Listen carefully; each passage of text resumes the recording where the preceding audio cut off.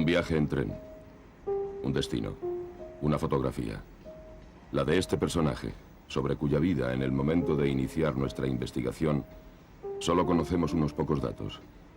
Él fue el único testigo español en el juicio de Nuremberg que condenó al régimen nazi del Tercer Reich. Francisco Boix, fotógrafo de profesión, se vio obligado a ejercer su actividad en el macabro ámbito del campo de exterminio de Mauthausen, donde estuvo internado desde 1941 hasta 1945. Es muy difícil contar Mauthausen, porque es que era un sistema que es inimaginable. Éramos igual que las ratas, como los cucarachas, nos podían aplastar como un gusano, no éramos nada, éramos cero.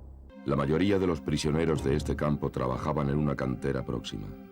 Una larga historia de horror y de muerte ha tenido por escenario este macabro lugar, donde los prisioneros eran sometidos a esfuerzos sobrehumanos que muchos eran incapaces de soportar. Y Boix, pues un día, él me dice, oye, es que de ir al partido, si sería interesante el poder hacernos con clichés de las fotos que hacen los SS aquí, cuando matan a la gente y demás.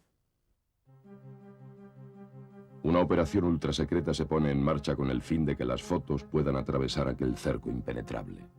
En la víspera de su comparecencia ante el alto tribunal, Boix prepara su intervención en la habitación 408 del Gran Hotel de Nuremberg. Y los franceses, porque no querían que fueran más que franceses, y los franceses lo camuflaron con ellos y fue como francés. Y cuando Garín dijo que era español, claro. El puesto que ocupaba él en Mauthausen le daba autoridad para eso, como acusador, porque los conocía a todos. Demandé. Reconnaissez-vous parmi les accusés quelques-uns des visiteurs du camp de Mauthausen que vous avez vus lorsque vous y étiez interné? Espera.